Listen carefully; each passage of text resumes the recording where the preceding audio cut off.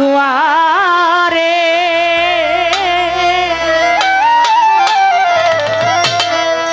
পরাণ যাইবা আগের দেখা দিও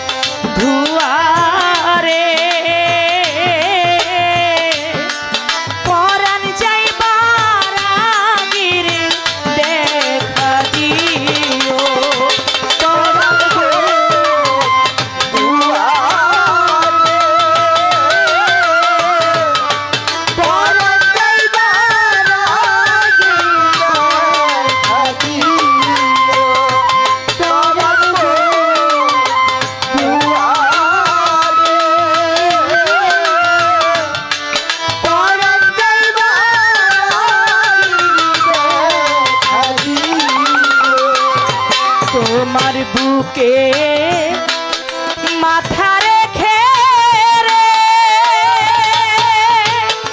ওরে আমি রহিব ঘুমায়া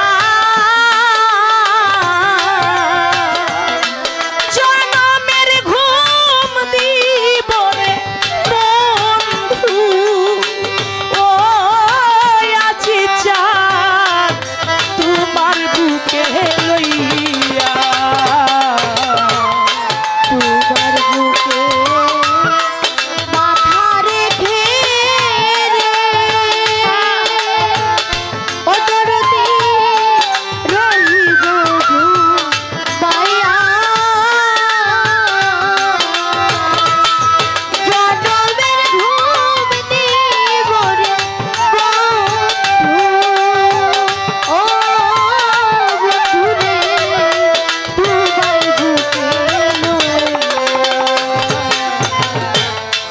তোমার বুকে মাথা রেখে রে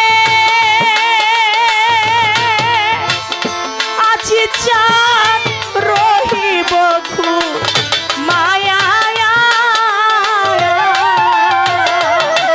জনমের ঘুম দিব রে বন্ধু ও বন্ধু তোমায় বুকে লইয়া ওরে আমি আর কইব না ঘুমা সে না আর কইব না ঘুমা সে আর কইব না ঘুমা সে না ও আমার একা ঘরে প্রিয়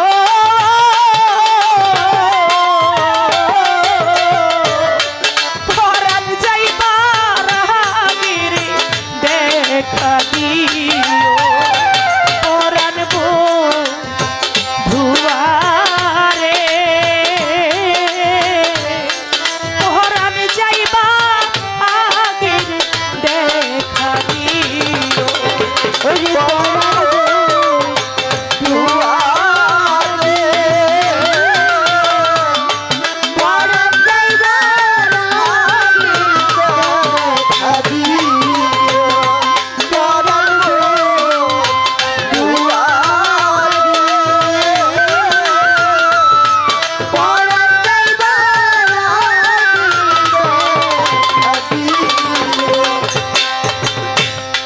গ্রামবাসী দেখো কাশী রে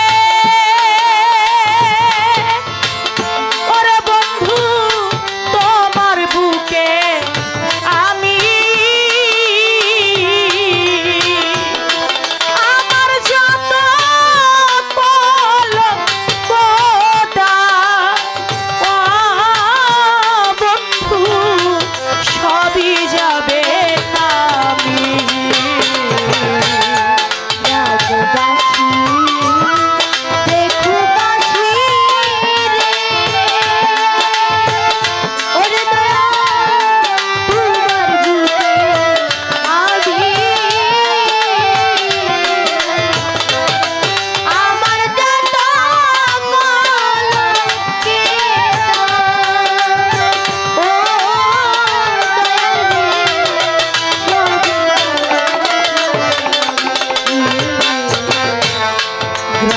বাসি দেখো কাশি রে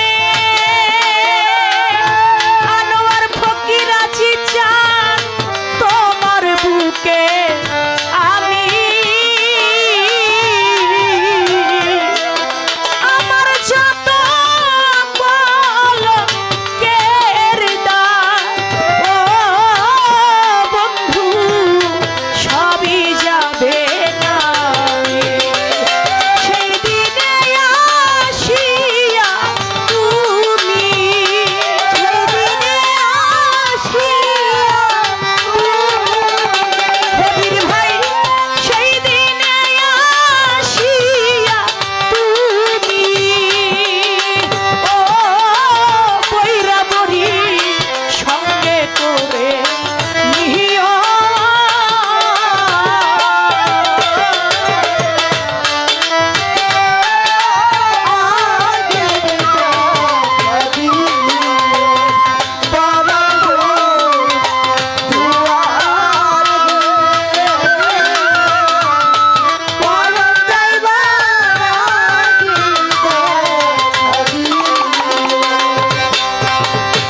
দুনিয়ায় যে যাকে ভালোবাসে অন্তিমকালে সে চায় তার রূপটা যেন তার সামনে থাকে, বিদায় মুহূর্তে যেন তাকে দেখে যেন প্রাণ পাখিটা বিদায় নেয়। সবার ভাগ্যে তো আল্লাহ পাক সবকিছু রাখে না। গানের মধ্যে বলেছেন পরাণ বন্ধু আরে আমার পরাণ যাইবার আগে দেখা দিও, আমার যত মনের আশা সেদিনে পুরাইও। তোমার বুকে মাথা রেখে রহিব ঘুমাইয়া, জনমের ঘুম দিব রে বন্ধু তোমায় বুকে লইয়া। আমি আর কইব না ঘুম আসে না, আমার একা ঘরে প্রিয় পরাণ যাইবার আগে দেখা দিও। এই গানটা ফতুল্লার বড় আবুল সরকার লিখেছেন ওয়াইশ করণী পাগলকে নিয়ে।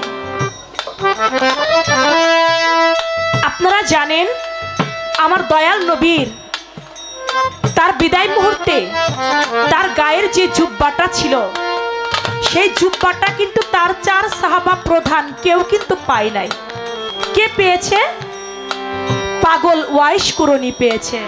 আমার দয়াল নবী ওসিয়ত করে গিয়েছিলেন আমি যখন থাকবো না আমার এই গায়ের জামাটা করুণ শহরে আমার একটা পাগল আছে যার নাম ওয়াইশ করণী, এই আমার ওই পাগলটাকে আমার এই গায়ের জামাটা দিও। আমার দয়াল নবী উফাত হয়ে গেলেন। উমরকে সঙ্গে নিয়ে হযরত আলী রওনা করলেন ওয়াইশ করণী পাগলের খোঁজে। যাইতে লাগলো, একটা পাহাড়ের চূড়ায় গিয়ে জিজ্ঞেস করলো তোমরা কি কেউ ওয়াইশ করণীকে দেখেছো? করুণ শহরে গিয়ে বলে না, ওয়াইশ করণী নামক কাউকে তো চিনি না, তবে ওয়াইশা নামক একটা পাগল থাকে ওই পাহাড়ের চূড়ায়, তার কাঁধের মধ্যে একটা ঝোলা থাকে। তার কাঁধের ঝোলার মধ্যে কি আছে? ঝোলার মধ্যে দুনিয়ার কোনো ধন সম্পত্তি না, তার মাকে সবসময় কাঁধে বৃদ্ধ মা। তো দেখেন বাজান কতটা আল্লাহর ওলিরা কেমন, বৃদ্ধ মা তো চলতে ফিরতে পারে না, ওয়াইশ করণী সবসময় বৃদ্ধ মাকে ঝোলার মধ্যে করে কাঁধে করে নিয়ে ঘুরে বেড়ায়। তাই চলে গেল ওয়াইশ করণীর কাছে, যায়া বলে তুমি কি ওয়াইশ করণী? কেন? আমরা ওয়াইশ করণীর খোঁজে এসেছি, দেখি তো তোমার হাতটা একটু বাড়াও তো। কেন? বলে রাসূল পাক বলেছেন যে ওয়াইশ করণী তার হাতের মধ্যে একটা দাগ পাওয়া যাবে, একটা শ্বেত চিহ্ন পাওয়া যাবে, যেটা দেখে বোঝা যাবে যে তিনি ওয়াইশ করণী। বলে তোমার হাতটা দেখি তো। দেখলো হাতের মধ্যে সাদা একটা চিহ্ন। বলে তুমি তোমার মুখটা একটু দেখি। মুখটা দেখলো, দেখে মুখের মধ্যে একটাও দন্ত নাই। বুঝতে পেরেছি তুমি ওয়াইশ করণী। বলে হ্যাঁ আমি, আমার নাম ওয়াইশ। বলেন আপনি কেন আসছেন?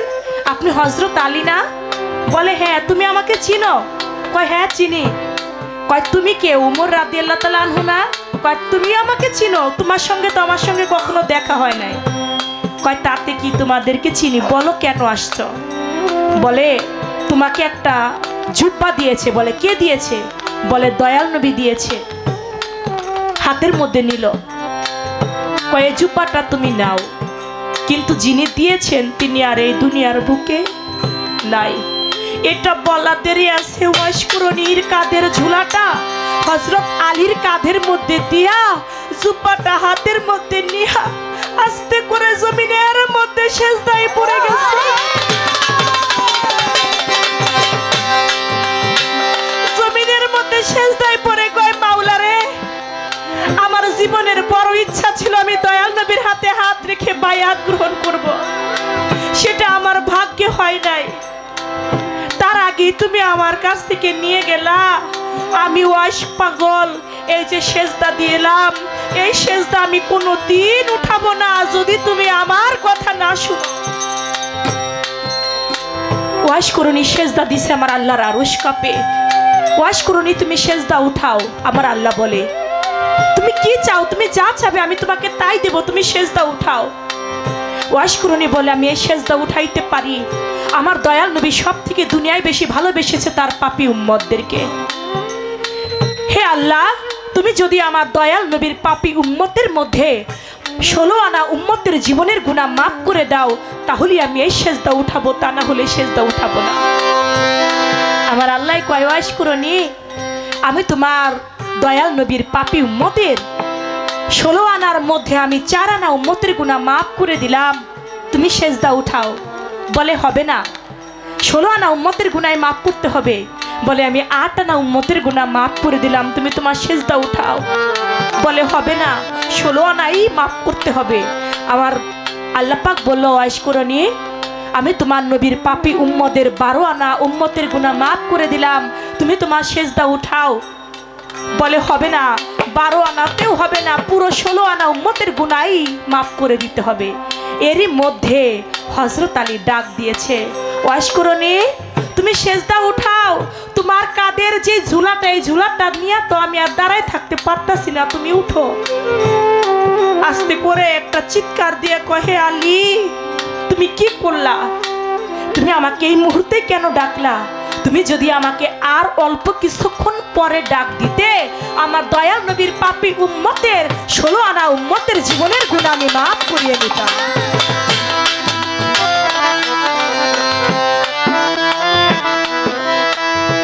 কাঁধের ঝুলাটা ধরলেন,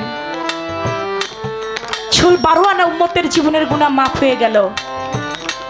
জুব্বাটা দিয়ে হযরত আলী ওমর রাদিয়াল্লাহু তাআলা আনহু চলে গেল।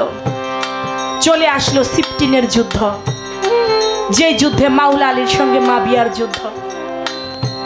মাওলা আলীর সঙ্গে মাবিয়ার দলের যুদ্ধ।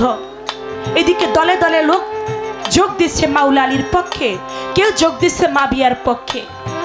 কিন্তু দেখা যাচ্ছে ওয়াশকুরনি পাগল দেখে যে রাস্তা দিয়ে মাবিয়ার বিপক্ষে যুদ্ধ করবার জন্য লোক যাচ্ছে। ওয়াশকুরনি রাস্তার মধ্যে দাঁড়াইয়া কয়, তোমরা কেউ আসো, আমাকে একটু নিতে পারো? কয়, কেন, তুমি কই যাবা? বলে, আমি মাওলা আলীর হয়ে মাবিয়ার দলের সঙ্গে যুদ্ধ করব। তুমি একটা বুড়া মানুষ, তোমার মুখের মধ্যে দাঁত নাই, তুমি বুড়া মানুষ হয়ে কেমনে যুদ্ধ করবা? তোমাকে নেওয়া যাবে না। একজন থেকে আরেকজন কানাকানি করে, শোন, যুদ্ধের মাঠে বুড়া হোক আর বুড়া হোক, যদি একটা ইটের টুকরাও আগায় দেয় তাও উপকারে আসে। ওরে ফালাইয়া যাইস না, ওরে সাথে করে নিয়ে চল।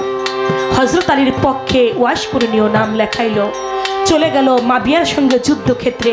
যুদ্ধে গেলেন এমন ভাবে ওয়াশকুরনি, আমার বেলায়েতের পাগল, এমন ভাবে যুদ্ধ করতে লাগলো, মাবিয়ার দলের যত যুদ্ধ সেনা ছিল সবাইকে পরাজিত করে ফেলল। কেউ পারে না ওই বুড়া, যার মুখে দন্ত নাই, দেখতে একবারে শুকনা, গায়ের মধ্যে মাংস নাই, এত বুড়া মানুষ এমনি করে কিভাবে যুদ্ধ করতে পারে? মাবিয়ার কাছে সংবাদ পাঠাইলো, এমন এমন বৃদ্ধ একটা লোক, মুখের মধ্যে কোনো দন্ত নাই, লাগে ধাক্কা দিলে পইরা যায়, কিন্তু ওই লোকটা এমন ভাবে যুদ্ধ করতেছে, তার সঙ্গে যে আমরা কেউ পেরে উঠি না। বলে, সে দেখতে কেমন? কয়, কান বাবরি তার চুল, মুখের মধ্যে কোনো দন্ত নাই, এমন এমন তার দেখতে চেহারা। বলে, সে আর কেউ নয়, সে ওয়াশকুরনি। তোমরা পারবা না তার সাথে যুদ্ধ করে? হ্যাঁ পারবা, যদি সামনে থেকে আঘাত করো তাকে পরাজিত করতে পারবা না। তোমরা কাজ কইরো, হযরত আলীকে পিছন দিক থেকে তীর মাইরো। ওয়াশকুরনিকে পিছন দিক থেকে তীর মাইরো, আর যদি পিছন দিক থেকে তীর মারো ওয়াইশকুরনি কখনোই তোমার সঙ্গে পারবে না। কি করলো? ওয়াইশকুরনিকে পিছন দিক থেকে তীর মারলো। যখন ওয়াইশকুরনিকে পিছন দিক থেকে তীর মারলো, ওয়াইশকুরনি জমিনের বুকে পড়ে গেল। পড়ে গিয়ে প্রাণ পাখিটা যায় যায়। একটা ঘোড়া ছিল পাশে, কয় ঘোড়া রে, আমার তো প্রাণ পাখিটা চলেই যাবে মনে হয়, কিন্তু আমি তো নবীর হাতে বায়াত গ্রহণ করতে পারলাম না। আমার দয়াল নবী যাকে বেলায়েত দিয়েছে মাওলা আলী, ঘোড়া রে তুই আমার একটু নিয়ে যাবি, আমি যেন আমার বন্ধুর রূপটা দেখতে দেখতে যেন আমার প্রাণটা যায়। ঘোড়া ওয়াইশকুরনির পৃষ্ঠের মধ্যে একটা কামড় দিল। কামড় দিয়া ওয়াইশকুরনিকে নিয়ে গেল, হযরত আলীর পায়ের কাছে রাখলো। রাখার পরে বলতেছেন, আমার জীবনে বড় ইচ্ছা ছিল নবীর কাছে বায়াত গ্রহণ করব, তা আমার দ্বারা হয় নাই। আপনাকে বেলায়েত দিয়েছে, আপনি দয়া করে আপনার হাতে হাত রেখে আমাকে বায়াত গ্রহণ করান। হযরত আলী যখন হাতটা রাখলো হাতের উপরে, হযরত আলীর উরুর উপরে মাথাটা ওয়াইশকুরনি রাখলো। দু চোখ মেলে হযরত আলীর মুখটা দেখতে দেখতে ওয়াইশকুরনির প্রাণ পাখিটা চিরবিদায়। তোমার বুকে মাথারে